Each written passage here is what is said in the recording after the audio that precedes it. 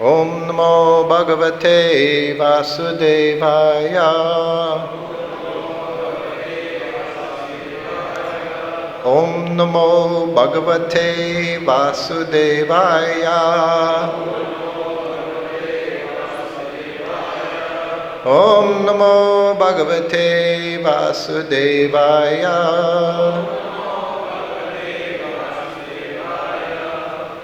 Hare Krishna. So it's April 22nd, 2021. Today we're reading from Srimad Bhagavatam, 10th Canto, Chapter 10, Text 14.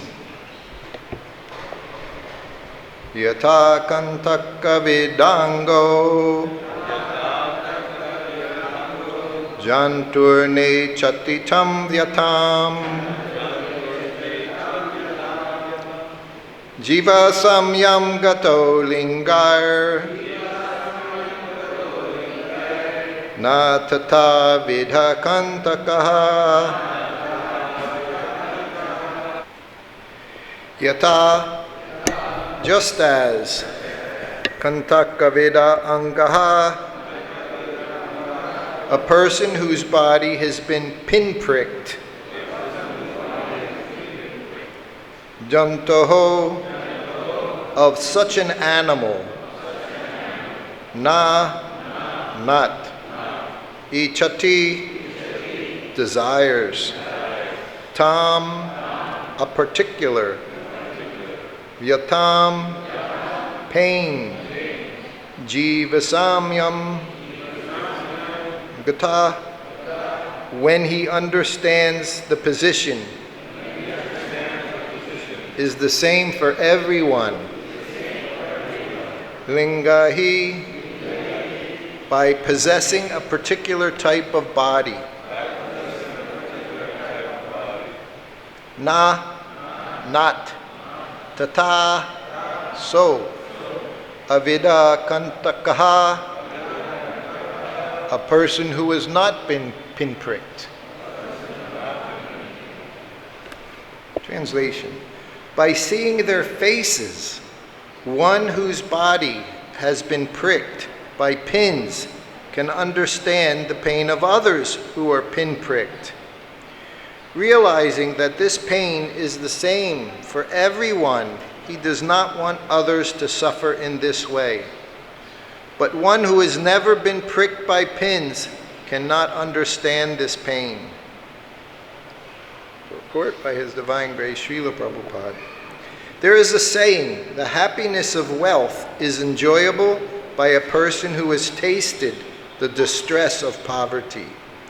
There is also another common saying, Vandya ki bujibe prasava vedana. A woman who has not given birth to a child cannot understand the pain of childbirth. Unless one comes to the platform of actual experience, one cannot realize what is pain and what is happiness in this material world. The laws of nature act accordingly. If one has killed an animal, one must himself be killed by that same animal. This is called mamsa. Mam means me, and sa means he. As I am eating an animal, that animal will have the opportunity to eat me. In every state, therefore, it is ordinarily the custom that if a person commits murder, he is hanged. Translation, by seeing their faces, one whose body has been pricked by pins can understand the pain of others who are pinpricked. Realizing that this pain is the same for everyone, he does not want others to suffer in this way. But one who has never been pricked by pins cannot understand this. Gyanātimirandasya ganantara salakaya chakshūlanmilitam jena tasmai Sri Gurave Namaha. Sri Chaitanya Manovistam Stapitam Jena Bhutale Svaya Rupa Kadamayam Dadati Svapadandikam Panchakopa Tirubhischa Kripa Sindhubhya Eva Cha Patitanam Pavanebhyo Vaishnavebhyo Namo Namaha. Jai Shri Krishna Chaitanya Prabhu Nityananda Sri Advaita Gadadhar Srivasadi Gaur Bhakta-vrinda. Hare Krishna Krishna Krishna Hare Hare, Hare Ram Rama Rama Hare Hare. So, Hare Krishna. So today I did something unusual. I actually asked Dharmatma to give class today. I never asked to give a class, but today I felt that I had to. Because today, for me, is kind of a special day. It was 50 years ago today that Srila Prabhupada gave me first initiation. My only pride in it is that it's amazing that he still has me here somehow or other after 50 years. So when I see all of you, so many younger, a few, very few older, but so many younger, you should understand that if this person can be sitting here after 50 years, anyone can, by the mercy of Srila Prabhupada. So it's a milestone, and it's the beginning for me. And I was looking over today, some of it was recorded, and fortunately enough, the recording started just as they called my name. There were some that didn't get in the recording, but it's there. And it was in Henry Street Temple. That doesn't mean a lot to most of you here, but those of us from America, we all knew Henry Street Temple, which was a temple in New York City, in Brooklyn, New York. It was there from, I guess, 70, 71, 72, until they got 1975, 76, the skyscraper. So I mentioned before it, and Prabhupada gave a lecture that day as well. And there were many initiated. I was looking over the list on that particular day, and many of them are here. Not here in Vrindavan, but they're here in Krishna consciousness in ISKCON. Rabindra Swarup and his wife, Sudamini, were both initiated that day. One godbrother, Srutakirti, who towards the end of his life took sannyas, and he was died a year or two ago. Shrutadev, godbrother Shrutadev, Kirtiraj. So it was a very wonderful day for all of us. And looking back, it's very interesting because, as you know, if you've read or listened to me at all, I had such a great fear of going to India because of austerities. But if you understand the austerities that we had in the beginning of the movement, Prabhupada spoke about it in the lecture that day. He talked about, even as he does here, about sinful activities, and he talked about atonement, how it's necessary to make proper atonement. He talked about different kinds of sinful activities.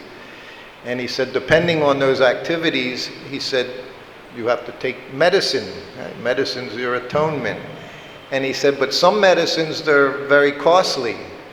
We know that here in this material world. Medicines can be very costly. Some are very inexpensive.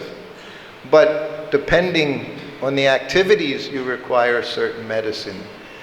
And as he mentions here, one who kills, no question, he has to be killed. It wasn't until I came to Krishna consciousness that I even understood that spirit soul was in each and every body. Each and every living thing has the spirit soul. It's one of the great defects in Christianity, is that they give the soul only to humans, and therefore they can kill very freely, kill all other animals.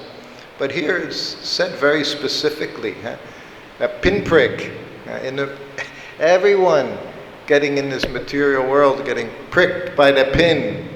So we understand the pain. So anyway, that day was, we traveled from New Vrindavan, myself, Kirtanananda Maharaj, who I was with. I have to say whatever transpired later on in my life was because of him. It was 3 months to the day I had moved into first met the devotees, April 22nd, so April, May, June, July, exactly 3 months. And that was the standard process then. You were in the temple for 3 months, and for those entire 3 months, all you wanted to do was take initiation from Srila Prabhupada. The atmosphere amongst the devotees there was so uplifting and so surcharged. From the moment you came, you wanted to be like them. You wanted to have what they had. And you knew the way to do that was to take initiation from Srila Prabhupada. So it was an 8-hour drive. We get to New York City, and I already made my first blunder. I remember when we arrived, and many devotees were coming. It was the day before, so they were coming from all over the place. We traveled 8 hours in a car. Some traveled 3 days, 4 days in cars and vans just to see Srila Prabhupada. Just like it says here, you can look into the eyes and you can understand the pain in a person. Someone's in pain, you see it in the face.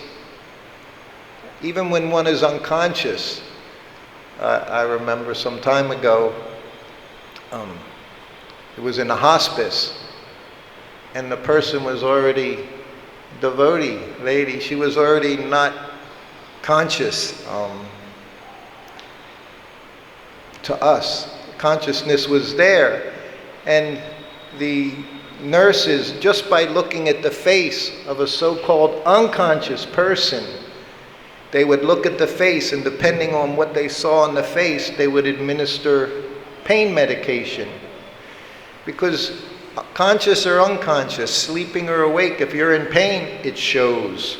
It shows. So they would adjust the medication based on the look on the person's face, even they're in a sleeping state, so-called unconscious state. What we had, of course, was the very opposite, the transcendental aspect of that. And that's what we would drive days and days, fly for days to see that face, the face of Srila Prabhupada, the face of a transcendental, pure devotee of the Lord. Because in that face, you didn't see, there was no pain in that face. We all have so many things we said. You saw the love of Krishna, you saw the compassion, you saw the mercy. And as we say many times, just by seeing that face, you can become Krishna conscious. So we would do anything to get to wherever Srila Prabhupada was, and to see him 1 day, 2 days, 1 minute, 1 hour, giving class, Guru Puja, all of these things. But when we arrived from New Vrindavan was very austere. It was a farmhouse, had no running water in the house, no bathrooms in the house. This was 1960s, 70s. It was like that in the country in the USA. Not much different from village life here. There was an outhouse, 15, 20 meters away. Right outside the door there was a well where you drew your water for everything. In the kitchen there was no gas stove, no electric stove. It was a wood-burning stove. So this was our situation when we came into the temple there. So being in New Vrindavan, when I arrived in New York City, other devotees were coming from other places. Srila Prabhupada was also going to arrive at the airport in a couple of hours. But I got deterred because some people had come from Washington, D.C. in a van, and they invited me for prasadam. But they invited me for pizza prasadam. So I went to the van, and when I went to the van, I missed the van that went to the airport to come and see Srila Prabhupada. So you can just see the dangers of the tongue. Just one little step, misstep, I didn't get to see Prabhupada coming from the airport. Of course, the next morning, I saw him for the first time in the temple room, sitting in the Vyasa-san, like This garlands, I always, still to this day, 50 years later, I always think Prabhupada would put garlands on us. By wearing garlands, it also helps us in our Krishna consciousness. It's also part of our atonement to decorate garlands from the deities. So I don't hesitate to take a garland either. So I saw Prabhupada for the first time, and nowadays you can do it actually with your Photoshop and things. You can make one thing in color, and the background you can just do them black and white, all the other people, all the other walls. That's what Prabhupada was like. You would look at him and everything else just faded into the background because of his effulgence. Color may have been there, but there was no color like Srila Prabhupada's. His clothing shone, of course his aura shone golden, his complexion was golden. So this was the first time I got to see him. And the day of initiation, of course it was summertime, just like here. It's hot and humid, just like here in Vrindavan at that time in New York. And the temple room was just like this, from the pillars to the rope, and not quite as long, and filled with hundreds of devotees. And each day Prabhupada initiated 10 of us, which was a lot. Now they do thousands. For Prabhupada, 10, because he would sit there and chant on your japa beads. And these were beads that we strung ourselves. There was no store, no temple store, gift shops, nothing like that. Your clothes you made, your japa beads we had to make that morning, and our neck beads, which were they were wood, but it wasn't Tulsi wood, it was from a craft shop. But we had to string our neck beads. We strung our japa beads, we learned how to string the beads. And then we were in the temple room, and the fire pit was there. Prajumna, he was our Sanskrit scholar. Panditji, as Prabhupada called him, Panditji. Such a nice. And Shyamasundar was secretary. So then they would call the names. And so finally my turn came, and as I said, we would have to memorize everything we were supposed to do because we didn't know very much. I didn't know very much. Knew how to offer obeisances, you learn these things, but even doing it, left side, we would have to be conscious of doing it the right way, not having our feet face the deities or doing it from the wrong side. But whatever you did, Prabhupada would just sit there in the Vyasa-san, just looking, looking, all these people he was bringing, all these people who were going to preach all over the world. So then they called my name, and the first thing they asked, which you're also repeating in your head constantly, no meat eating, no intoxication, no illicit sex, no gambling, over and over, so you didn't forget. Not because you couldn't think anything sitting before Prabhupada. He could take all your intelligence away from you. You're just mesmerized. We see these when you read in Bhagavad-Gita, how the devotees, how offering their prayers to the Lord, to the Supreme, the beautiful prayers. As I traveled with Prabhupada, different times, his Vyas Puja Day, of course, other times, he would have the devotees speak to say something. Of course, I'd be right there, and I think, I hope he doesn't ask me to say anything. I can't say anything. I was with him 24 hours a day, but I couldn't think what to say in front of Prabhupada. So I offered my obeisances properly, dandavats before him, sat up, and he asked, what are the regulative principles? And I parroted them off very quickly. And then he didn't say, chant 16 rounds. He asked me, how many rounds do you chant? And that was my next mistake. Jai Shri Shri Gaurnitai Krishna Balaram Radha Shyamasundar Lalita Vishaka. That was my next mistake. I said, oh, I said, I'm chanting 20 rounds. He said, what? I said, I'm chanting 20 rounds a day. That was his only response. He could see right through. And then he had the beads I made, the beads he chanted on, and then he would stand and he said, so your name is Srutakirti. Jai. And then he said, Srutakirti is the name of Krishna, which was nice to hear because it was also Krishna's aunt had a Srutakirti, Aunt Srutakirti. So having him say it was the name of Krishna was very nice because other people say, oh, there's an Aunt Srutakirti. I say, yes, I know. I'm familiar with all the Srutakirtis there are. He said, your name is, it's the name of Krishna, and it means one whose activities are world famous.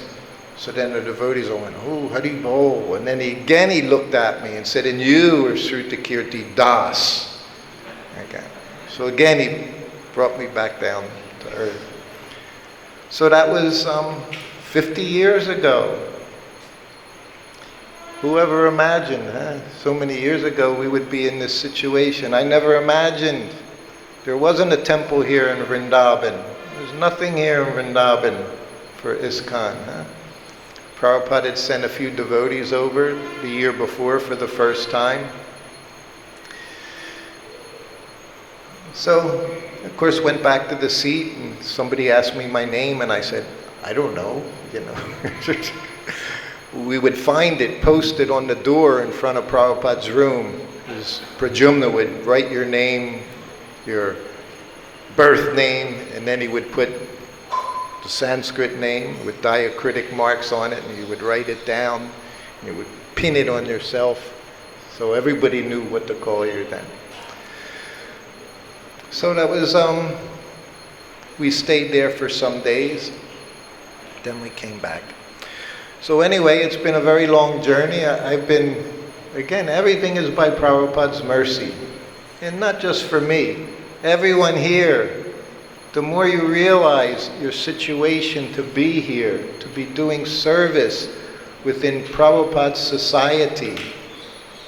As he said, there's always discussions going on.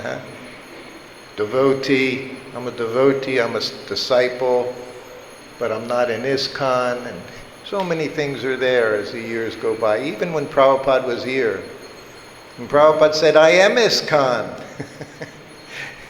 He said, what is wrong there? He said, I've created it. He said, just like the Son, nothing but from the Father. He said, I have created ISKCON. He said, so I am ISKCON.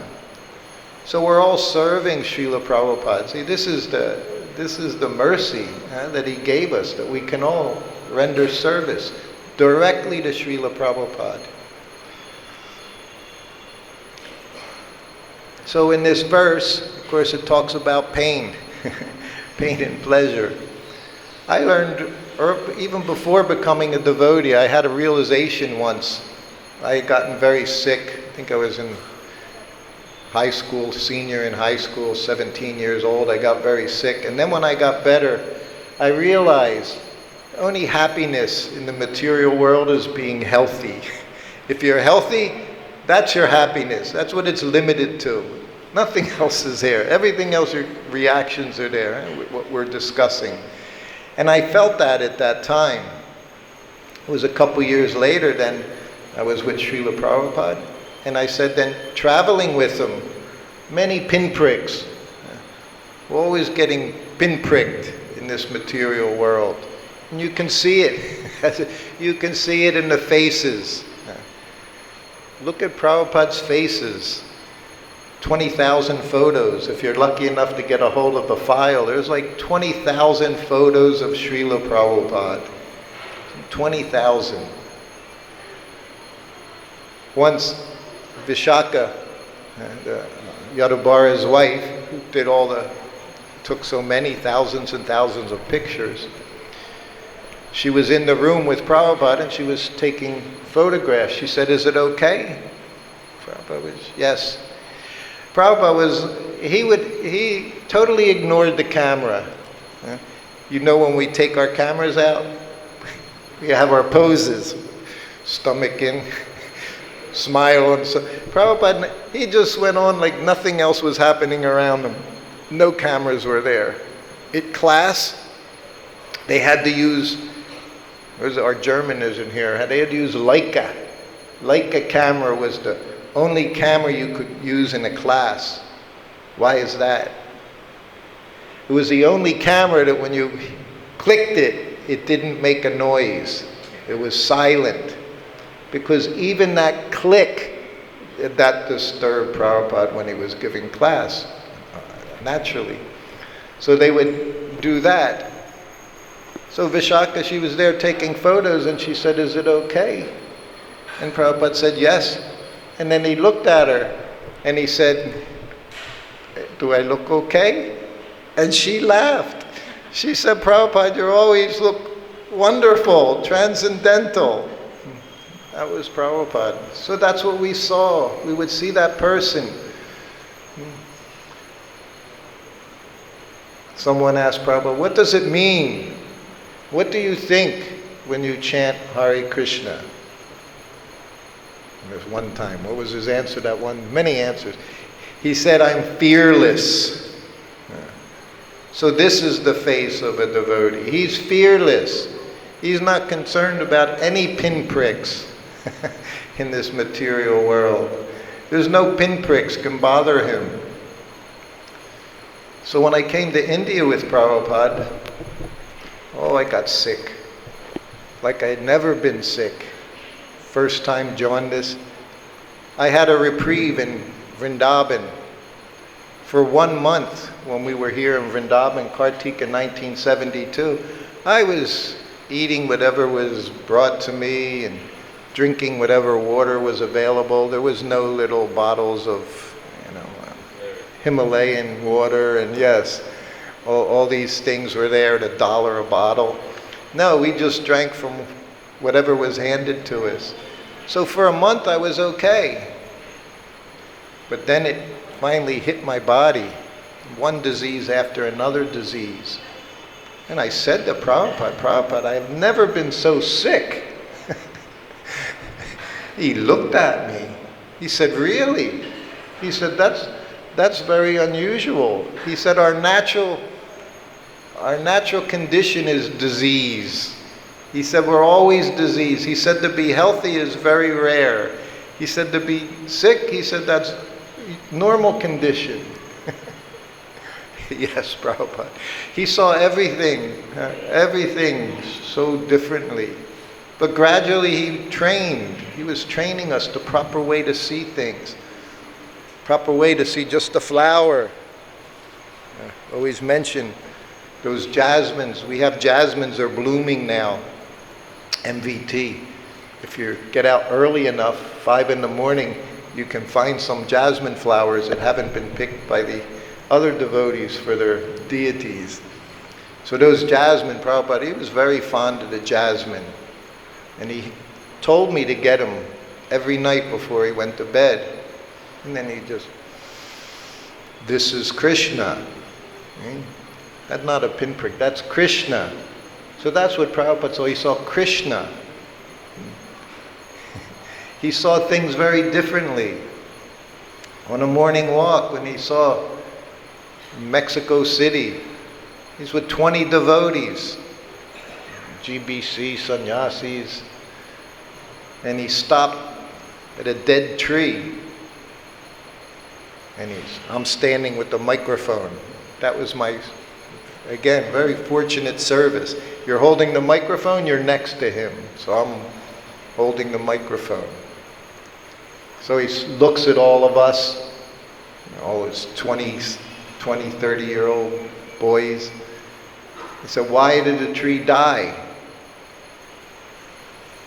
I knew from the very first question Prabhupada asked, way before I was even a Brahmin in his room, I knew if he asked a question, you don't know the answer. You don't know it. You think you know it, but you don't know it. Because even if you're right, he's going to make you wrong. That was another one of Prabhupada's very sweet qualities is he liked to toy with his disciples. So he said, "Why has it died?" So the first person to respond, sannyasi, GBC, "Oh, Prabhupada, it became diseased." Prabhupada had that. He loved to shake his head like, no. So now everyone's thinking, and everyone wants to speak to Prabhupada. Everyone wants to say something, just so you have that intimate association with the pure devotee, who you may never see again. Most of these devotees, they would just get to see him this one time. It got old. Prabhupada shook his head again. Another one down. And I was with him for 2 years. And I had no idea, but I'm thinking, what does he want to hear? What's he thinking? What does he know? So I said, "Prabhupada," I said, "the spirit soul's left." "Yes," he said, "soul's left the body." I had no other understanding, but I'm thinking, what does he think? What does a pure devotee, how is he thinking? And I responded in that way, and somehow or other I was correct. Only because of his influence. Even there's no realization. No realization of that, but still I had an idea. And Prabhupada gave me that idea. I'm going to tell you one thing I've never said, because it's so embarrassing. We were in Australia, and Prabhupada said to me, "So, Srimad Bhagavatam, 18,000 verses." He said, "So, how much time can you spend on one verse?" How much time? What do you think? How much time? 1 month? See, that would be a very good answer. I didn't say like that. What did I say? I said 15 minutes. 15 minutes, I look back and think, all the things I said to him, that had to be one of the most absurd things I ever said. 15 minutes on a verse. And he just looked at me, and he said, "So." He said, "In that way, it would take you," and he said, "I don't know how many months or years it would to go over all the verses." But I'm thinking, how did he tolerate? How could he tolerate such nonsense? Because that's who he came to save. All of us, nonsense. So much nonsense. I can't speak for all of you, but I can tell you, 50 years. It's been a very... any of you go skiing? Ever been in the mountains? You know the mountains we have? Himalayas. All of you should see the Himalayas. Well, that's been me in my Krishna consciousness. Not been like this. Not been one nice, steady, easy trek going forward. Been many ups and downs. And somehow, Prabhupada has always been there. He's also been pushing with the pin, different kind of pinprick, pushing in the proper direction. His instructions are always there. Traveling, they're there. I've said many times when he said, if there's a bed, we sleep in a bed. But if we're not provided a bed, we sleep on the floor. This was Prabhupada. Whatever came, that was okay. Because he was absorbed in his service to Krishna. So Prabhupada, he gave me one benediction. We've been reading about Nalakuvera, Managriva, the curse. It wasn't a curse, it's a blessing. So I also had a blessing. I've said it before, but it's one of my one of my joys, because Prabhupada is pure devotee. You say he's a man of his word. So I had been with Prabhupada for a year, and Prabhupada was very regulated. You always knew what was going to happen at a certain time of the day. Wherever you went in the world, he set his watch, boom, you're on. 6 in the morning, you're on a morning walk. Doesn't matter where you were the day before, if you slept the night before, if you were flying through. 6 in the morning is time for morning walk. And then we greet the deities, then we have class, then we have breakfast. Everywhere we went was just like that. So being his servant, you could understand the schedule. Massaging him. Lunch, every day I prepared. 2.5 years in that cooker. Rice, dal, and then you'd put in the different vegetables, make 3 or 4 sabji preparations, bitter melon fried in a little ghee with salt and turmeric. Every day it would go on. And every day that's what he ate for lunch. Every day, rice, chapatis, dal, and sabjis. Every day at the same time.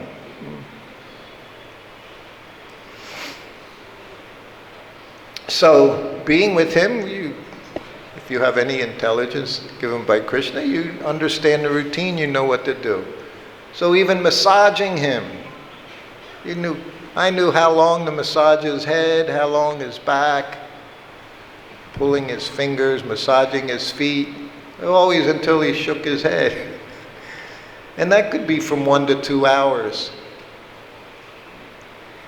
But the one time it was in Bhaktivedanta Manor, you've all seen pictures if you haven't been to Bhaktivedanta Manor. Prabhupada has a very, very nice room there, very big sitting room. And in the corner on the right-hand side in the back is his cushion on the floor. No sofas, couches, love seats, dining room tables and chairs. No, it was the same. And they imitated what they did in Mayapur. Prabhupada's favorite sitting room was Mayapur, because all the floor was covered in cushions with white sheets, and the bolster pillows behind all along the wall.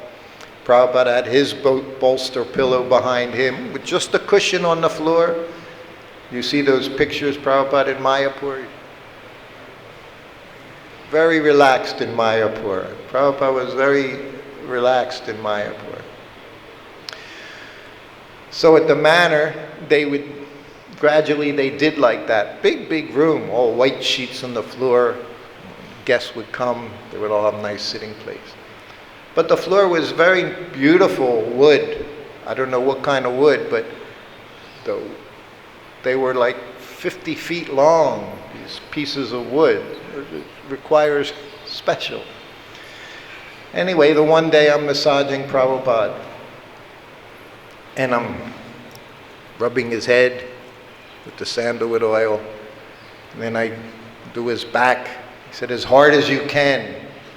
Told many times, you can't do it too hard. I tried. You couldn't move he might have weighed 55 kilos or something, very light. But even you massaged him as hard as you could, he just sat there like he was watching a video.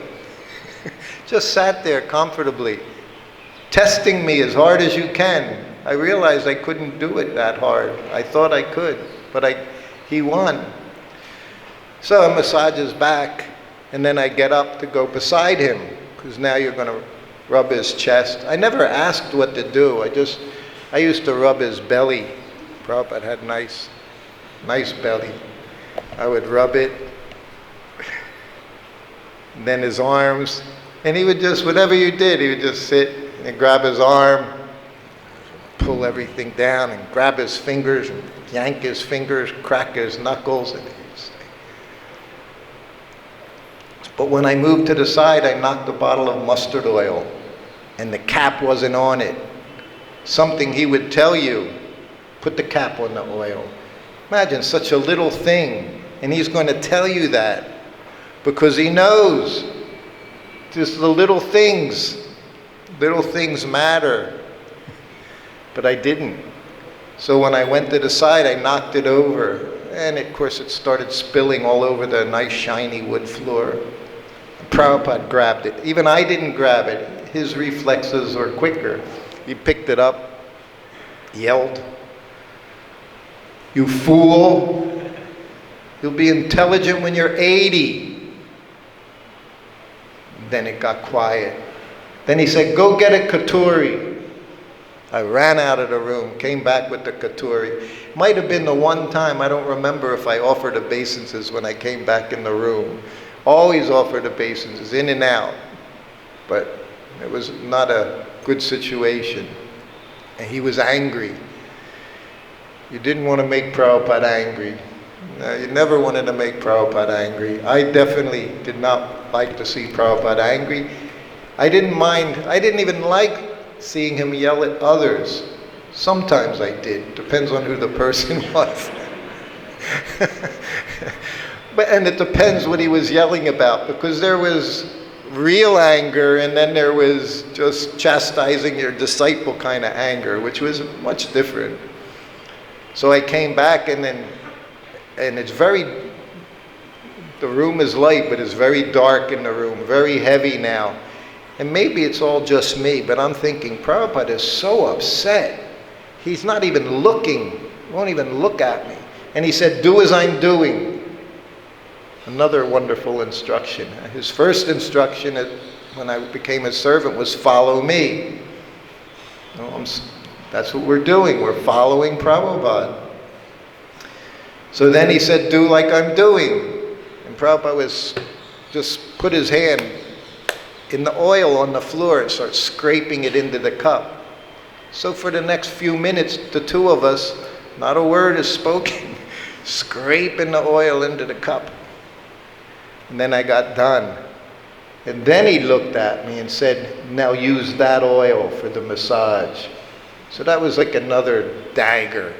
There's a dirty oil off the floor. So there were, I don't know, two principles. One is we don't waste anything. And the other one is he just made me feel worse than I already felt. So I continued the massage, rubbing, and you feel little dusty things as you're rubbing on his arms and his legs. And he's just sitting there, eyes closed, legs out, not a word, not even his eyes open. And I'm taking all this in as he's really upset, He called me a fool. But the whole time I'm meditating, which was common for me. If I wanted to speak to Prabhupada, I never just said something. I always meditated on it. I would think, what do I want to say? How do I want to say it? And what will his response be? And then what will I say depending on his response? All these things would go through my head. It happened more than once. So a half hour and I'm still rubbing, and he's like he was totally somewhere else, or I was totally somewhere else, but we were definitely didn't seem like we were in the same place. So then finally I'm holding on to his feet, I'm rubbing his lotus feet, soft, pink on the bottom, and same thing, pulling his toes. Also because that was a success. If you can pull the toes and fingers and they crack, then that's very good. And now they're covered with oil, so pulling them to getting them to do that is not so easy, especially the toes. Fingers are long, you can grab a hold of it. But the toes make them crack, that's not so easy. But you would do it, determined to do it. His big toe is a little difficult to make crack. So I realize he's going to be gone in a few minutes, but I have to fix this. And again, being the rascal person that I was, never said I'm sorry. I never said it to Prabhupada, never used those words. I would always think of some, this way. I would always have to go that way, never just, "I'm sorry, Prabhupada, I'll never do that again, it was foolish," which a normal person would do. So, rubbing his feet, And I said, Prabhupada, I said, thank you. I said, I thought it would take a lot longer for me to become intelligent. Because he said I'll be intelligent when I'm 80. So I said that, and Prabhupada started laughing and laughing and laughing, and he's slapping his knee, and he's laughing, and his whole body is shaking, covered in mustard oil, and his body's shaking, and tears are coming. He's laughing and laughing. So I knew Prabhupada a little bit. And then he laughed, and he looked at me, he said, yes. He said, when we were young, he said, when we were young boys, if somebody did some nonsense, he said, we'd say, you fool, you'll be intelligent when you're 80. He said, and I've used it on you. And just like that, the whole atmosphere, like the sun came back out and everything was wonderful. And that was the Prabhupada that I knew. Prabhupada that laughed at things you could joke with. So it was very fortunate. So I carry that to this day. As I told last week, I turned 70 years old. It happened when I was 22. So it's been a long time. And it's somehow or other, not somehow or other, only by Srila Prabhupada's mercy, we're here at this time in Vrindavan. And the only thing I want this day, all of you just pray I can remain in Vrindavan for the rest of this life. I never wanted to be here in those days, never wanted to be in India, and now I don't ever want to leave this place. Whatever goes on, I just want to be here at Prabhupada's home and remain in his home life after life. So thank you all for being here today. And only 10 more years, so I just have to stay alive. Just have to stay alive for the next 10 years, and I'm banking.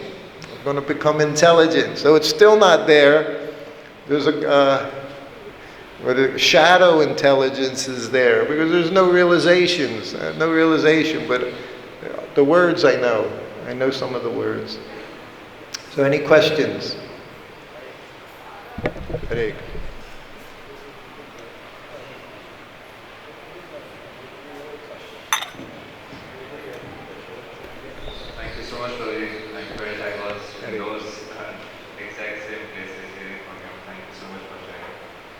You mentioned that at the time of your initiation, Srila Prabhupada talked about atonement. And we see that many disciples, either in your generation or current generation, after some time in initiation, experiences some sort of challenges in regulative principles, some fall away from chanting their daily quota of rounds. So how accessible is Srila Prabhupada's mercy to those devotees who are experiencing such challenges? Prabhupada's, like they say with blessings, blessings are there for everyone. So many times people ask me for blessings. I say, what blessings? Prabhupada's giving everything. He's giving all the blessings. And he gave a very simple formula. This is the formula. This whole morning, from 4 o'clock in the morning to 9 o'clock in the morning, we just dive in to the program that he gave us.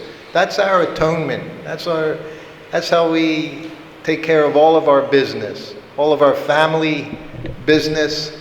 So many worry, what about my family, my mother, my father? I left, they're counting on me. As we know, there's nothing better you can do than to become Krishna conscious. His way was always chant your rounds, follow the principles, and read his books.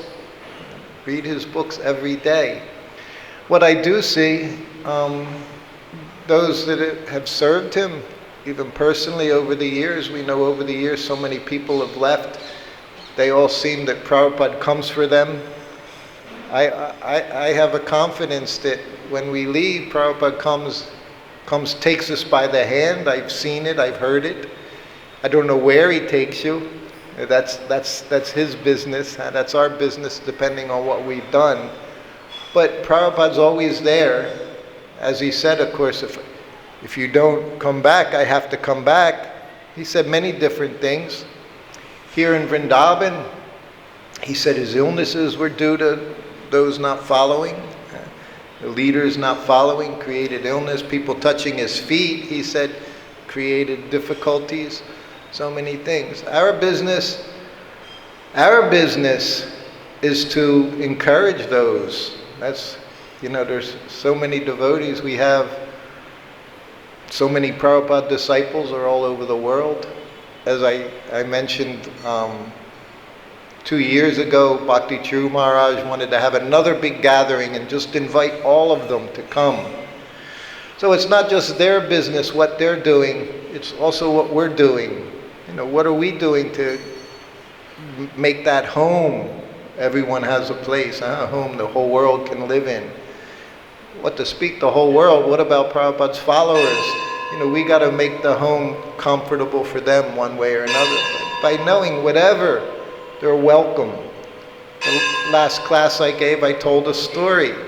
How welcoming Prabhupada was to a fallen disciple to come and do service. Just something, get them to do something. So that also becomes our job.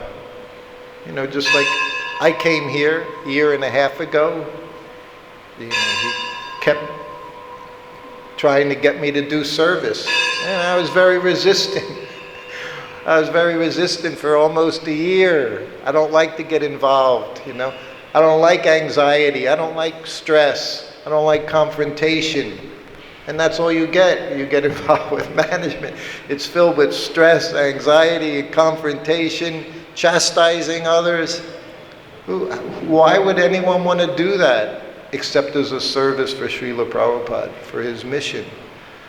So that also I realized at this time, it's what I want to do. Whatever time I have left, it's not going to be a lot of time. Could be a day, could be 10 years, who knows? But whatever it is, just try to do something for the remainder of this life. So that's all of our jobs. And if we see others that have somehow or other fallen away, most people say in surveys that, and not just within ISKCON, everywhere, people leave because they don't feel encouraged. They don't feel appreciated. So that also is something. Prabhupada could make you feel appreciated over the littlest thing. He once made me feel so happy because he liked the way I washed his gumsha. I washed the gumsha. Prabhupada said it looked so nice. He said it was not like that. I said, well, I did it myself. It was very nice. He said. So we just have to do a little something. So others, it's the same thing. If we see somebody struggling, find out what is it they can do, how to help them. And that helps both, the giver and the receiver. That's why all these instructions are there.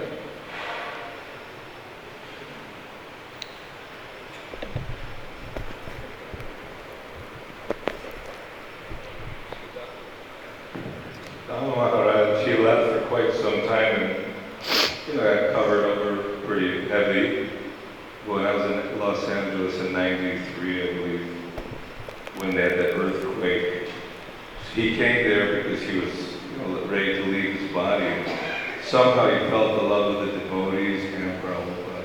So, not saying that this is a general practice that I can leave and do whatever nonsense I want to do in Prabhupada to protect me, but there are examples, as you said, that sometimes you've done, and they haven't done, I'm not just speaking at your body with your day. So whatever service you do is to your general bank account, and somehow Prabhupada makes arrangements for those who sincerely surrender and serve. We don't know all the details of, well, if someone is now acting sinfully, what happens to him, and that. Jamya was there, and somehow Vishnu just came. Yeah. They're just a comment. Yes. No, I know a few who served Prabhupada personally. One was sannyasi, the other is my friend and godbrother who was here in '77. He was outside for years, but then when he got sick, the devotees that offered him a place to stay and take care of him until he died. That happens a number of times. Even, being here in Vrindavan at this time, I see Krishna arranges things. He takes away so many things to put you in a position where you really don't have a choice other than be involved in devotional service and surrounded by devotees. There's nothing more we want, particularly at the time of death, than to be surrounded by devotees chanting Hare Krishna. And, to be in a place like Vrindavan, who could imagine? But yes, I see anyone does service. I've seen arrangements are made by the higher powers. Arrangements are made that's always acknowledged. It's never forgotten. As Prabhupada would say, whatever you accomplish, 10%. Surabi. And he couldn't believe, he was afraid to come back because he had been gone for 30, 40 years he was gone, And he felt embarrassed. He couldn't believe how much he was loved by everyone in the society. And then he went to Los Angeles, and then of course he came back here. Everywhere he went, he was just saturated with love, and it overwhelmed him. So that's our business. I spoke to him on the phone. He was in a good mood. Next day he passes away from Vrindavan. Yeah. Hadn't been in a temple for 30, 40, was doing business, Anyway, yes, these things are going on. They're miracles. They're actual miracles.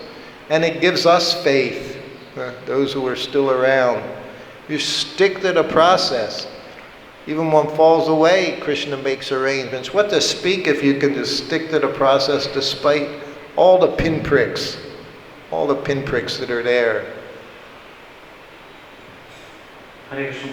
Hare Krishna. You mentioned 50 years in movement, and it's a long journey. So I wanted to know from you that in your personal spiritual life practices, other than 4 regulative principles and 16 rounds, what is that one spiritual practice which has always kept you totally stuck to the moment of ISKCON? There was a phase when a lot of Prabhupada disciples left, some went to God and some decided to stay by themselves and pursue spiritual life and not be the part of the movement which has changed over the years.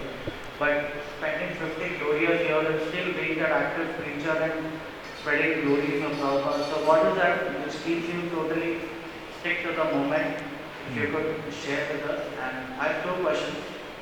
And the other thing is, in New Vrindavan, after the famous Bhagavad-Gita discourse, you were present and you got the instruction that Prabhupada is going to travel the globe and you should accompany him as a servant. Say in a book, what is the difference? So, how do you see that? What was the experience? When you got the news that you get to travel with Srila Prabhupada?